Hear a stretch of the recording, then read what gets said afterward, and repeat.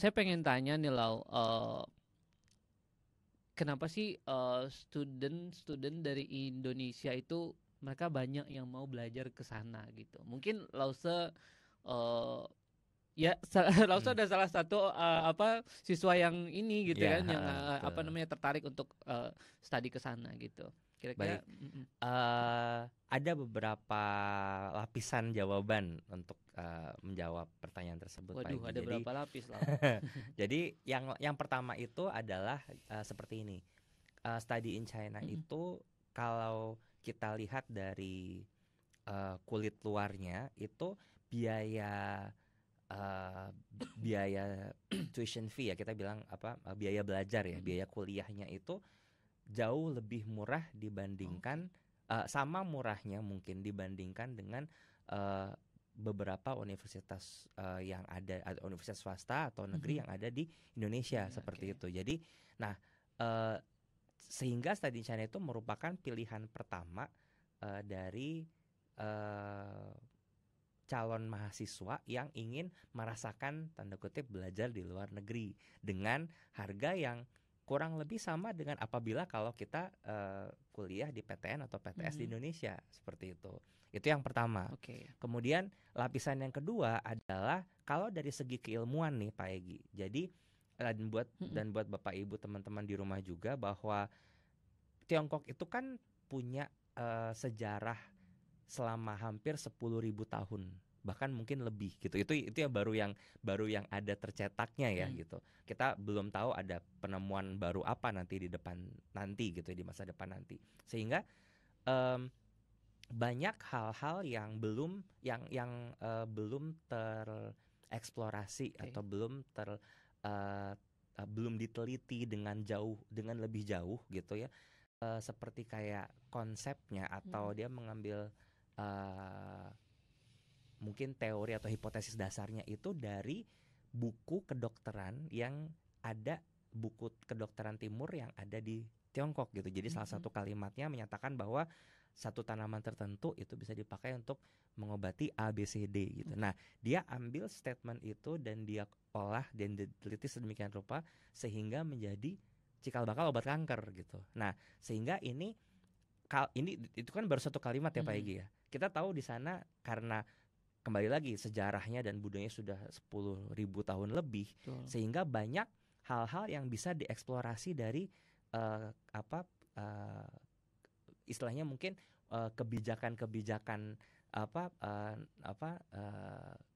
budaya atau sejarahnya yang bisa dieksplorasi lebih jauh, bahkan jadi penelitian gitu. Nah, Oke. ini adalah lapisan kedua kenapa Tiongkok itu jadi Destinasi favorit gitu destinasi ya untuk favorit untuk studi ke luar negeri. Kemudian mungkin lapisan ketiganya saya bisa bilang ini mungkin lebih spesifik ya untuk suatu bidang ya. Mungkin kita semua tahu bahwa mhm. Tiongkok sekarang raksasa ekonomi dunia, betul. Betul. Nah, sehingga orang-orang yang mau apa ya, berbisnis atau menjalankan bisnis atau apa, membuat mungkin usaha ekspor impor, freight forwarding itu mau tidak mau akan bersinggungan dengan Tiongkok gitu, seperti Betul. itu kan. Nah, sehingga eh, untuk mereka juga amat sangat dianjurkan untuk belajar bisnis atau belajar perdagangan di negara tersebut seperti itu. Jadi kira-kira tiga lapisan itu yang Menjadi daya membuat tarik gitu ya Lau ya. Oke gitu ya. Karena ya cukup banyak gitu ya apa namanya teman-teman yang mau belajar ke China gitu. Karena kampus-kampusnya juga ini ya Lau ya. Nanti nanti tahan ya ya. dulu. Tahan dulu saya akan tanya nanti saya akan kulik nih sampai ke kulit-kulitnya ya Lau ya. Oke, terus nah ini pertanyaan dari saya pribadi sih Lau ya. Oke. Baik. Nah, ini kan kita ngomongin masalah pendidikan ya, Lau ya. Tadi Mm-mm. kan Lausa udah pernah belajar di sana gitu ya, pernah mengenyam pendidikan di sana gitu kan, belajar bahasa, budaya terutama udah pasti itu udah langsung menyatu gitu ya, Lau ya. Apa sih yang membedakan China itu dari negara-negara lainnya, Lau? Kalau dari Sistem eh pendidikannya ya ya. sistem Mm-mm. pertama, oke, lapisan itu juga ada lapisannya jawabannya. Oke. Pertama lapisan sistem pendidikan. Tiongkok itu bisa dibilang eh standarnya tinggi. gitu. Jadi standar untuk masuk ke sana dan Hmm. nilai kelulusan itu tinggi gitu. Jadi bisa dibilang begitu lulus di Tiongkok itu artinya si mahasiswa yang lulusan ini itu sudah ditempa dengan ditempa dengan kondisi atau kriteria minimum dosen yang memang tinggi gitu. Karena orang-orang Tiongkok, apalagi kalau teman-teman tahu, Bapak Ibu tahu, profesor-profesor di Tiongkok itu wataknya keras. Orang Tiongkok itu pada dasarnya wataknya keras gitu. Ya, Jadi kalau misalkan teman-teman, misalnya kita ya sebagai mahasiswa gitu ya sedang menempuh satu mata kuliah, kemudian tidak tidak memenuhi nilai syarat yang ditentukan gitu ya. untuk lulus gitu, nggak lulus gitu. Jadi adalah tidak lulus gitu. Jadi begitu orang lulus di Tiongkok itu benar-benar mencerminkan bahwa dia tahan, tanda kutip ya, tahan banting gitu, seperti itu. Nah, kemudian yang kedua adalah sistem pendidikan di Tiongkok itu semuanya terapan. Jadi bisa dibilang gini, walaupun yang teori pun sebenarnya terapan gitu. Jadi semua diterapkan langsung ke kejadian nyata, studi kasus, terus studi lapangan seperti itu. Jadi sehingga begitu lulusannya lulus gitu ya, begitu mahasiswanya lulus itu perusahaan-perusahaan di luar sana sudah tahu bahwa lulus ini bukan hanya teori. Jadi semua hal yang memang harus diterapkan dalam bidang pekerjaan atau dalam dunia kerja itu mereka sebenarnya sudah tahu, cuman mungkin pengalamannya belum ada, atau studi realnya yang betul-betul real ini dunia kerja mungkin belum ada, yang namanya fresh graduate kan, baru lulus gitu kan ya. Pasti tidak punya pengalaman yang benar-benar real tentang dunia kerja. Tapi sebenarnya dasar-dasarnya mereka semua sudah punya gitu, sehingga koneksi-koneksi ke perusahaan-perusahaan raksasa juga banyak gitu, seperti kayak Tencent, terus Google di sana mereka punya tandingan Google namanya Baidu. Itu juga sebuah perusahaan raksasa gitu ya. Nah, itu dari sistem pendidikan tuh seperti itu, Pak Igi. Nah, kalau untuk lapisan keduanya mungkin dari tadi ya, Tiongkok itu kenapa sih berbeda itu dari lapisan, mungkin aku bisa bilang dari ya mungkin budaya. Atau social life atau kehidupan sosial di Tiongkok itu. Kalau budaya di Tiongkok itu kan kita tahu, kembali lagi ya, karena 10.000 tahun budayanya gitu ya. Betul. Banyak hari raya. Dan mereka kalau perayaan gak pernah tanggung-tanggung pagi. Kalau misalkan Bapak Ibu rekan-rekan ya, teman-teman di rumah misalnya pernah nonton perayaan Imlek aja, jangankan Imlek gitu, atau apa gitu ya yang mungkin kemarin kalau nggak salah penutupan Asian Games atau satu ajang olahraga gitu, itu kan ada di Tiongkok tuh. Itu nggak tanggung-tanggung sampai bikin light show, 3D effects in the sky kayak gitu loh. Jadi kita kalau perayaan di sana tuh memang nggak pernah tanggung-tanggung gitu. Jadi kita tuh bener-bener festivity-nya tuh bener-bener kerasa gitu. Dan mereka kayak kerja kayak gitu tuh nggak pernah tanggung gitu. Nah, itu yang membuat kita juga kalau misalkan contoh misalnya ada liburan, ada acara apa, mereka punya acara apa, itu selalu pingin kesana karena itu dia tadi, nggak tanggung-tanggung. Totalitas gitu ya, Lau, betul, ya. Totalitas. Mantap. Lausa nih ya.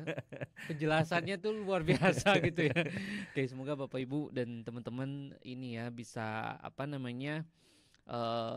memahami gitu ya, apa yang menjadi alasan gitu kenapa China itu berbeda gitu ya. Oke, terus yang selanjutnya nih Lau, ini kan ngomongin masalah tadi lagi nih. Kalau Lause kan kemarin di sana itu kan belajar tentang bahasa, ya kan. Nah, sekarang tuh kan banyak banget program studi yang ditawarkan ya Lau ya. Ya sesuai lah dengan perkembangan teknologi dan lain sebagainya gitu ya. Nah, aku pengen tahu nih Lau, kalau di China itu apa sih yang menjadi favoritnya student gitu kalau mereka mau kuliah ke sana gitu? Kembali lagi mungkin lapisan jawabannya bisa dibagi dua ya, dua aspek Pak Egi. Jadi lapisan pertama itu teknologi, itu udah pasti karena kita semua tahu bahwa Tiongkok itu teknologinya luar biasa ya. Mereka sekarang, kalau dulu kita nggak usah ngomong dulu pada saat angkatan saya ya, tapi sekarang di mana-mana udah 5G ya kan. Terus mereka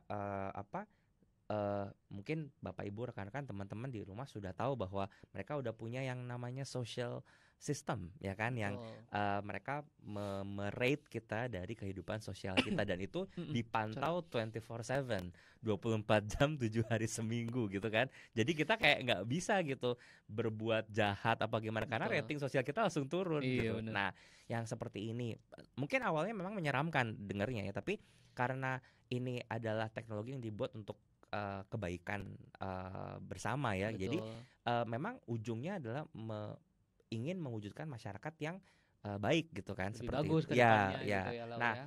Jadi dari teknologi itu udah pasti. Misalnya contoh kayak sekarang teman-teman yang mungkin masih kuliah, masih sekolah ya, masih sekolah di SMA, yang hip atau yang hits gitu, yang populer gitu jurusannya mungkin seperti data science ya kan, atau fintech ya, financial technology, atau misalnya actuarial science, seperti itu udah pasti ya kan. Selain juga program engineering yang lainnya, misalnya informatics engineering, itu udah pasti langganan lah, computer engineering dan seterusnya. Sekarang lagi naik-naiknya gitu. Betul. Ya. Nah, tapi di lain itu Tiongkok itu tidak pernah orang-orangnya saklek, wataknya keras, tapi mereka tidak suka sesuatu yang tidak indah. Wow, ya tidak suka sesuatu yang tidak indah, atau tidak suka sesuatu yang tidak rapi gitu. Sehingga teman-teman Bapak Ibu rekan-rekan yang mungkin mau menempuh belajar studi tentang seni, budaya, bahasa, desain ya kan, seperti saya juga dulu itu arahnya sangat bisa ke Tiongkok gitu, karena kita tahu bahwa Tiongkok kembali lagi aspek budayanya sudah sekian puluh ribu tahun, sehingga banyak budaya-budaya yang bisa dimodernisasi dan gabungkan dengan kehidupan modern kita sekarang, menghasilkan suatu hal yang baru seperti itu. Jadi dari dua lapis ini sebenarnya udah cukup, padahal mungkin ada lapisan ketiganya yang itu tadi ya, yang mungkin bisnis ya kan, perdagangan, itu udah pasti gitu. Jadi teman-teman yang dari program, bukan hanya dari program IPA, tapi program IPS juga bisa gitu. Kalau SMK gitu loh? Bisa itu. Jadi kalau SMK karena awal, jadi gini, kalau dalam sistem pendidikan di Tiongkok itu dia begitu, kalau belum high school ya, belum high school itu harus yang namanya D4 dulu di sana gitu. Jadi program diploma dulu, nanti dari diploma di universitas yang sama bisa melanjutkan ke program S1-nya seperti itu. Jadi dari sini udah pilih diplomanya maunya apa. Biasanya kalau SMK kan ada SMK farmasi, SMK mekanik seperti itu. Nah, SMK pariwisata. Nah, itu di sananya biasanya akan diarahkan universitas-universitas yang bagus di bidang-bidang tersebut gitu. Nah, sehingga begitu masuk istilahnya mungkin punya common language ya. Jadi kayak mata pelajaran yang ada di sini memang di sana dipelajari juga gitu. Jadi bisa ditransfer seperti itu. Mantap gitu. Oke, jadi buat anak-anak SMK bisa ya, bisa, bisa. Bahkan mungkin kalau saya bisa sharing ya, untuk dulu saya pengalamannya kan, karena mungkin memang saya S1-nya di desain ITB ya. Jadi pernah mengajar Mandarin juga di ITB gitu. Jadi kelas Mandarin kelas bahasa Mandarin di ITB. Nah, itu kita ITB waktu itu pernah kerjasama dengan SMK. Jadi SMK, saya lupa angkanya, antara 11, 12 atau 13 gitu. Jadi mereka memang ada kerjasama dengan diploma, universitas yang menyediakan diploma di Tiongkok. Tapi mereka harus bisa, dan itu semuanya Bapak Ibu dan teman-teman, itu semua program nasional. Maksudnya ada program nasional adalah programnya itu menggunakan bahasa Mandarin, bukan bahasa Inggris. Karena pengantarnya Mandarin. Betul, karena program menggunakan bahasa Inggris kan program internasional kan. Nah, seperti itu. Jadi mereka karena program nasional sehingga harus belajar bahasa Mandarin dulu untuk ujian, kemudian ada ujian dari merekanya sendiri, kemudian kalau lulus mereka boleh ambil diploma di sana. Seperti itu. Oke, seperti itu ya, Bapak Ibu ya teman-teman. Sangat jelas dan lengkap ya langsung menjelaskan nih. Oke. Oke, next question nih Lau. Nah, ini eh ya pengen gitu kan kuliah ke sana, belajar di sana. Tapi mungkin teman-teman Bapak Ibu nggak tahu ya kan apa sih ada nggak sih persyaratan khusus gitu yang lu Heeh. mesti siapin gitu loh Mm. sebelum lu mau belajar ke sana atau ngambil short course gitu. Nah, kira-kira apa nih Lau? Ada persyaratan khusus nggak Lau? Kalau persyaratan khusus Mm-mm. untuk program internasional kita mungkin bisa lihat dari masing-masing univnya. Jadi biasanya kalau program univ yang program internasional dari university itu dia mensyaratkan nilai rapor minimum, ada minimumnya Oke. masing-masing. Kemudian dia ada generally favor. Jadi eh, mendahulukan atau mengedepankan yang memiliki nilai Cambridge A level. Oke, oke, Lau, stop dulu, Lau. Ya, Aku harus info ke teman-teman nih, Bapak ya, Ibu. Ya, ini penting banget menurut saya gitu ya. Jadi buat teman-teman yang mau mempersiapkan diri, karena cukup banyak yang mengingat, cukup banyak yang pengen studi ke China gitu ya, entah dimanapun itu universitasnya gitu ya. Tolong kalian siapkan buku atau mungkin bisa ini ya, apa namanya di record gitu ya, kalau bisa gitu ya. Karena ini penting banget nih teman-teman gitu. Jadi kayak persyaratan-persyaratan apa saja sih yang perlu kalian siapkan gitu ya. betul. Nah, salah satunya tadi Lauso bilang, oke, silakan sekarang lanjut Lau. Ya, Oke, tadi mohon kan disiapkan. Mm. awalnya kan nilai raport ya, nilai raport yang Betul. masing-masing faculty, masing-masing department itu punya Mhm. minimumnya sendiri. Nah, itu Betul. harus dilihat di website university-nya seperti itu. Kemudian yang kedua tadi Mhm. generally favor, maksudnya mereka mengedepankan kalau misalkan teman-teman punya hasil tes nilai tes dari Cambridge A level.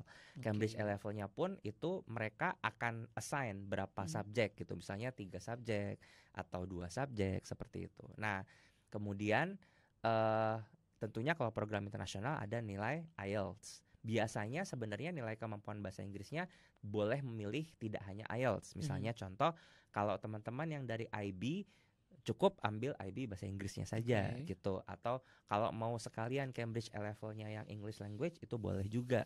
IELTS juga Mhm. boleh, IBT juga boleh gitu. Nah, tetapi tentunya masing-masing punya nilai minimum masing-masing seperti itu.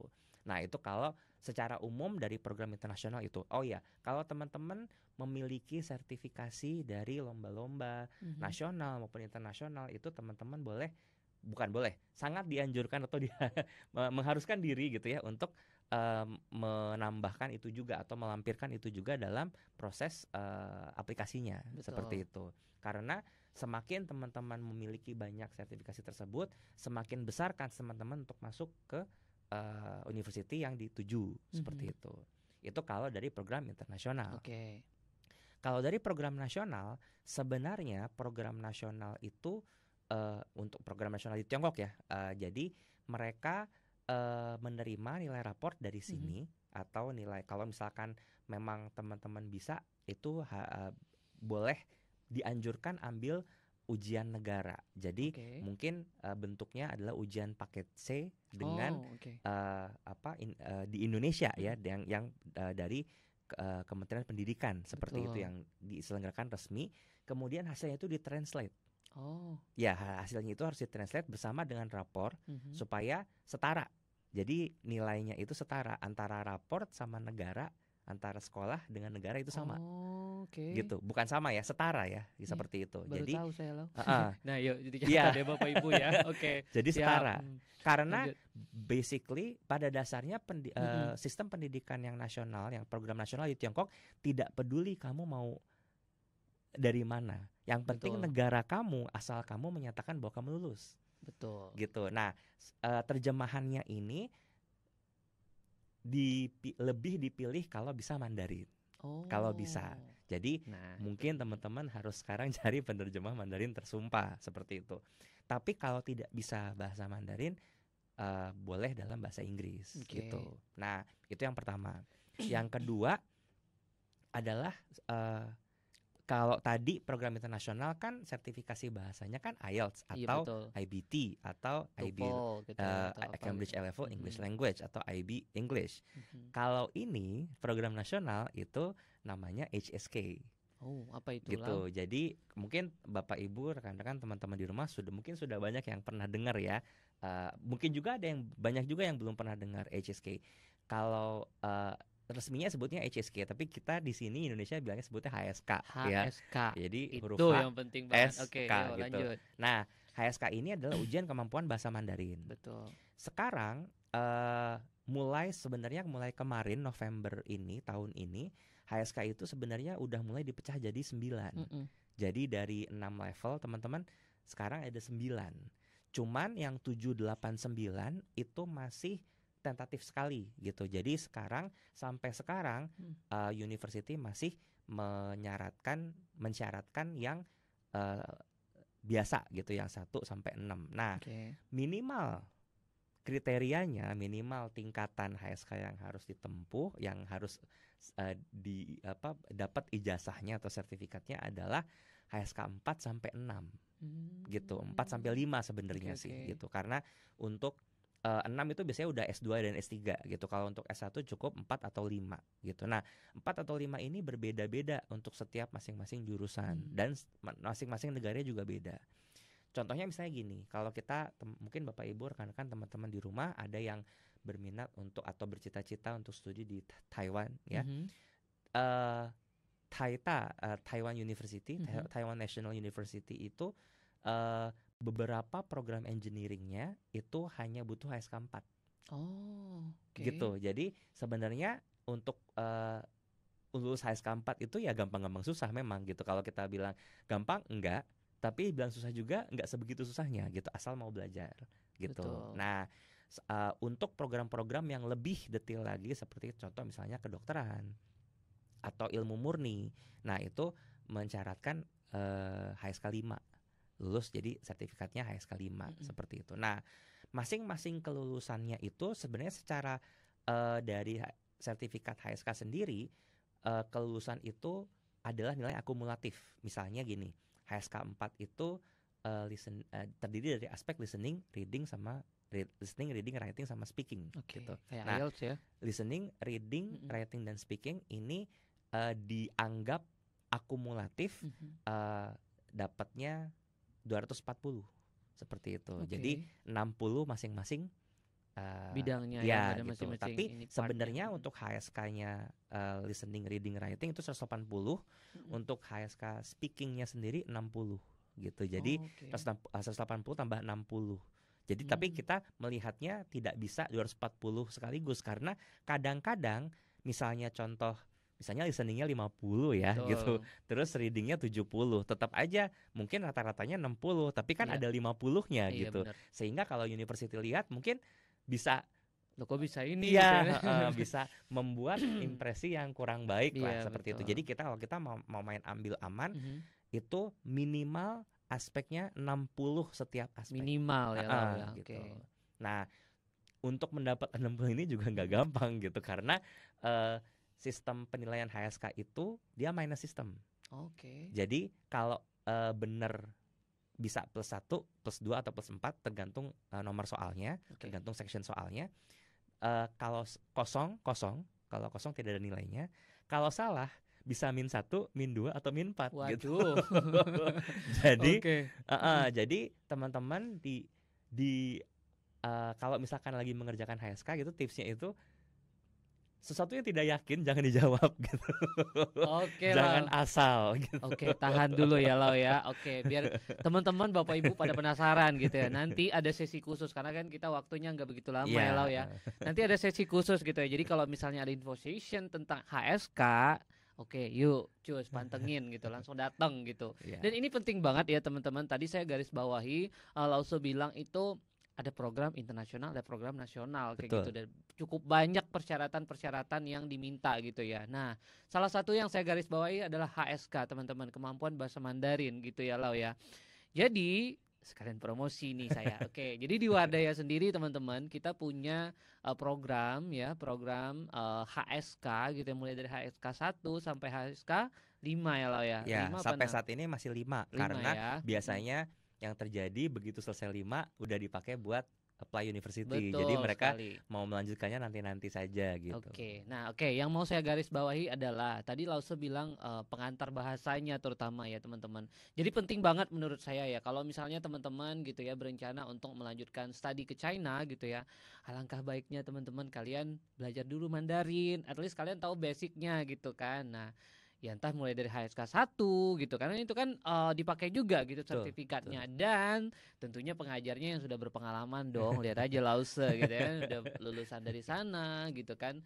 Pengalaman mengajarnya juga udah lama. Jadi ya kualitasnya pasti nggak perlu diragukan lagi lah gitu ya. Betul. Biayanya juga terjangkau ya teman-teman. Jadi kita di Wardaya College kita punya program HSK namanya gitu ya. Jadi kalau misalnya kalian mau prepare nih, mau belajar ke China gitu, oh aku kira-kira mau belajar ke China nih, kira-kira apa aja yang perlu siapanya. Salah satunya HSK teman-teman gitu. Jadi at least kalian tahu basicnya dulu gitu loh. Ya kan kalau dari sana berarti lebih gampang gitu loh. Betul, Karena Kak mungkin Egi. mungkin aja ada mata kuliah yang pengantarnya bahasa China atau ada yang program nasionalnya di Kalau China program gitu. nasional semua pengantarnya Pengantarnya bahasa Mandarin. Mandarin. Dan Nah, textbooknya juga bahasa Mandarin. nah, betul sekali. Makanya salah satu Gitu. syaratnya itu tadi Iya, ya, HSK ya Lau ya. heeh. Oke. Walaupun kalau untuk bagian sains ya atau sains atau engineering, Mm-mm. dia kan ada memang hal-hal yang memang tidak bisa Betul. dimandarinkan ya, misalnya kayak rumus-rumus, simbol-simbol, lambang-lambang itu memang harus seperti itu gitu. Nah, sehingga untuk istilah-istilah dalam yang teknis ya, istilah-istilah teknis dalam keilmuannya sendiri sebenarnya mungkin bisa juga ada bahasa asing atau istilah internasionalnya, tapi Oke. memang tidak menutup kemungkinan bahwa itu bisa jadi Mandarin juga gitu. Betul. Jadi ya masing-masing punya ininya ya Lau Betul. ya, rulesnya. Oke, tahan dulu ya Lau ya tentang per HSK-an dan lain sebagainya gitu ya. Nanti ada sesi khusus Lause. Boleh. Nanti akan ada info session gitu. Nanti kita pantengin aja sosial media kita ya, tadi Instagram atau di website kita gitu ya teman-teman. Oke, karena kita waktunya nggak begitu lama. Sayang sekali saya masih punya banyak pertanyaan Lau gitu ya, yang muncul tiba-tiba seketika gitu ya. Karena menarik banget gitu ya, China itu salah satu destinasi. Saya juga sih seneng gitu ya. Apa namanya ya begitulah ya teman-teman kita. Jadi mungkin aku pengen Lause jawab singkat, tepat, padat, jelas Iya. dan yang pasti mudah diingat. Oke. Baik. Tadi terkait dengan bahasa dan lain sebagainya gitu ya. Aku pengen tahu nih Lau. Tadi kan Lause bilang oh budayanya di sana tuh kental banget gitu kan. Kayak emang mereka kalau bikin acara tuh kayak totalitas dan lain sebagainya. Karena Lause udah tinggal di sana cukup lama gitu ya. Iya. Apa sih challenge yang mungkin Lause rasakan gitu ya selama di sana? Kemudian ini pertanyaannya sekali banyak gitu ya. Oke, aku pengen tanya nih challenge gitu ya, tantangan yang Lause rasakan selama di sana, kemudian lingkungannya seperti apa gitu di kampus gitu kan. Terus bisa part time nggak gitu kan. Ini banyak banget nih pertanyaan-pertanyaan yang muncul gitu di dalam benak dan pikiran saya gitu ya. Terus transportasi di sana tuh gimana Lau gitu kan. Terus kayak ya mungkin Lause pernah nggak ngalami kayak culture shock gitu ya. Kan kalau kita kan budaya beda ya gitu kan. Terus yang terakhir mungkin aku pengen Lause membagikan tips and trick gitu ya. Kalau misalnya mau belajar di China tuh apa yang perlu disiapkan, terus ya gimana cara belajarnya supaya cepat gitu nangkepnya gitu ya, Mandarin terutama ya. Oke, silakan Lause dijawab dengan singkat, tepat, padat, jelas dan mudah diingat.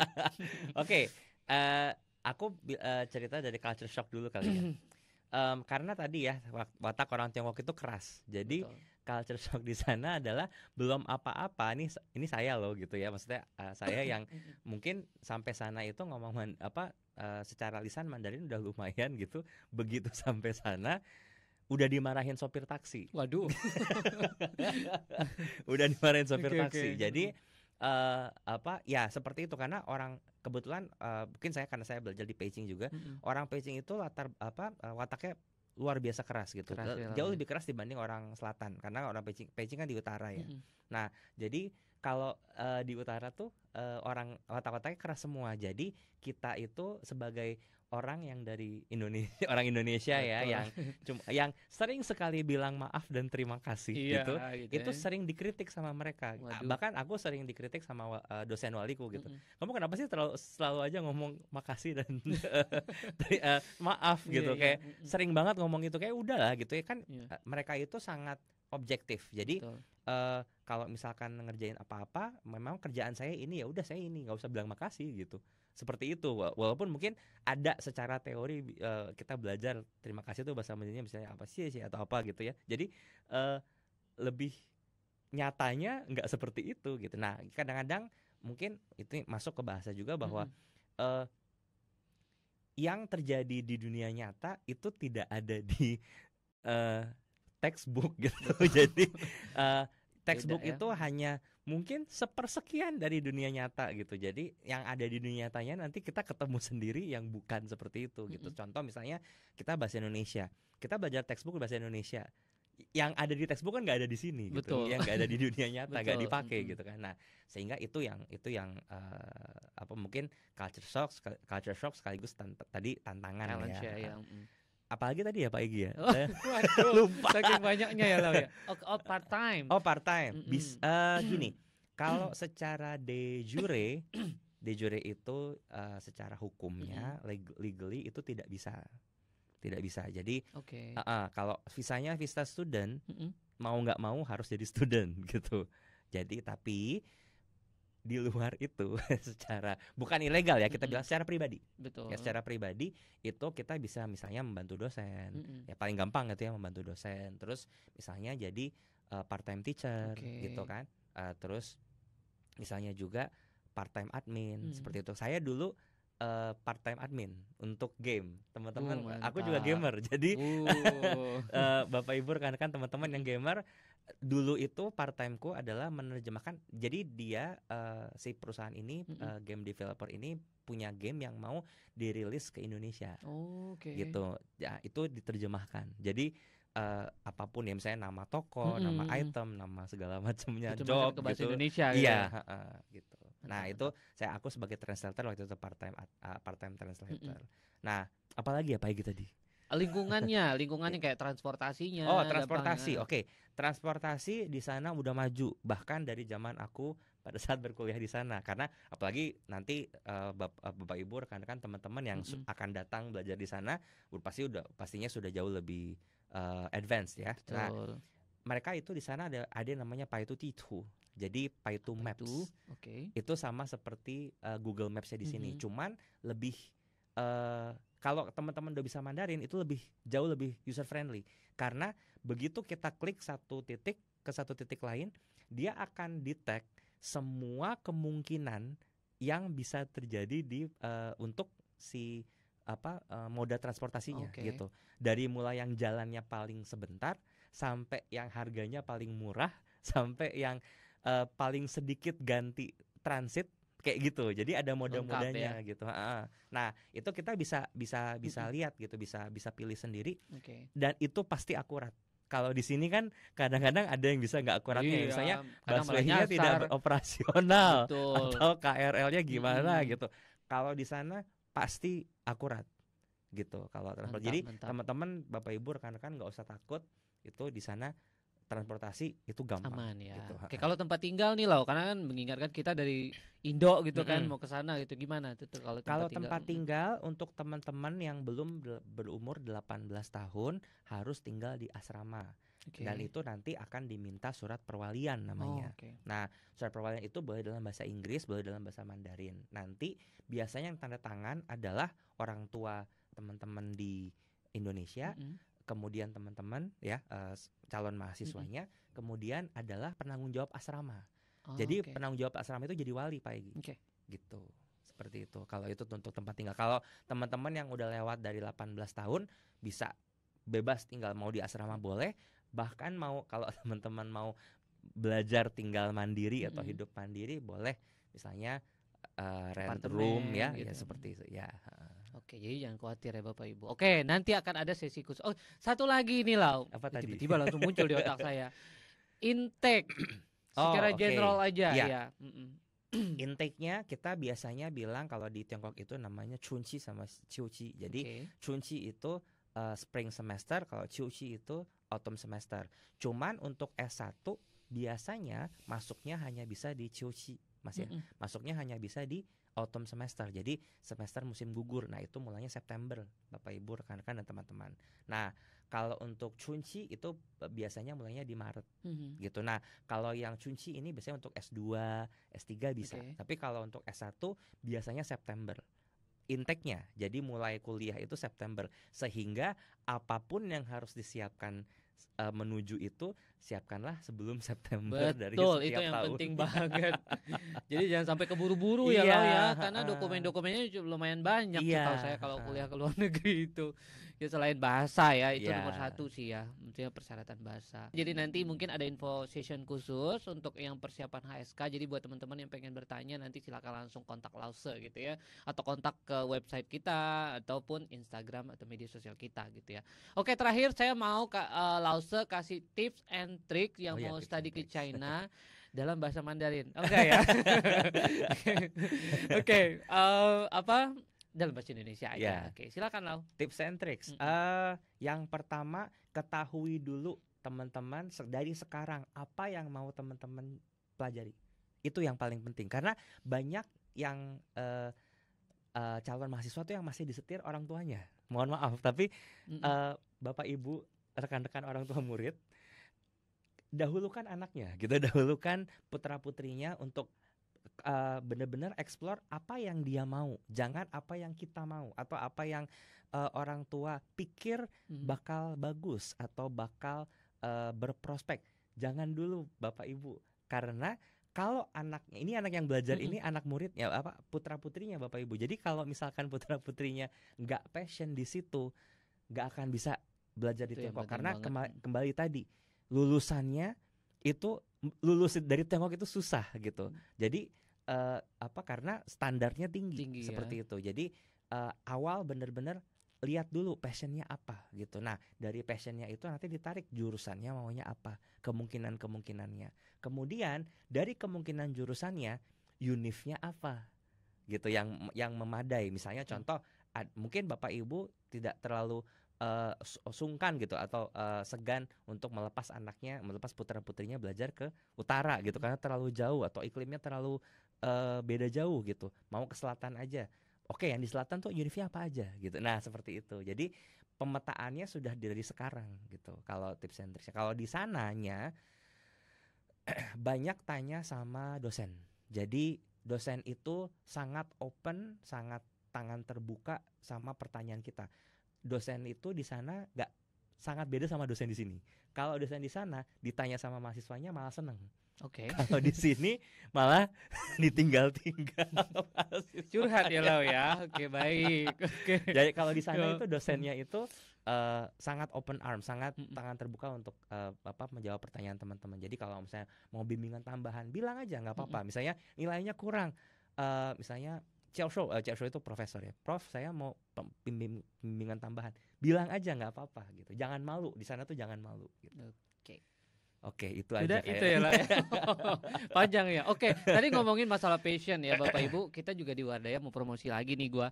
Oke, kita di Wadaya kita punya kerjasama juga gitu ya dengan salah satu lembaga psikologi ya, apa untuk tes bakat minat gitu. Jadi mungkin Bapak Ibu gitu ya yang pengen tahu gitu ya passion anaknya di mana gitu kan. Tadi Lauso bilang siapin jauh-jauh hari gitu ya, apapun itu gitu ya. Biar maksimal semua. Betul. Karena ya tahu sendiri gitu Tiongkok keras gitu ya. Oke, jadi kita juga punya ini aja. Nanti kalau misalnya kalian Bapak Ibu pengen tes bakat minat, nanti boleh hubungin admin kita di Wadaya College gitu ya. Oke, terima kasih Lause untuk kesempatannya bisa berbagi hari ini gitu ya. Teman-teman dan juga Bapak Ibu udah tahu banyak gitu ya, ternyata Lause menjelaskan sedetail itu gitu ya, si paling detail sih memang ya. Oke, jadi jadi pertanyaan jadi seketika muncul gitu ya, karena untuk mancing-mancing gitu kan. Oke, saya mau terakhir mungkin dari saya sampai bertemu di podcast Wardaya selanjutnya dengan topik-topik yang tentunya berbeda gitu ya. Dan saya terakhir mau Lause bilang dalam bahasa Mandarin. Oke, sampai jumpa di podcast Wardaya selanjutnya. Selamat sore. Terima kasih. Silakan Lau.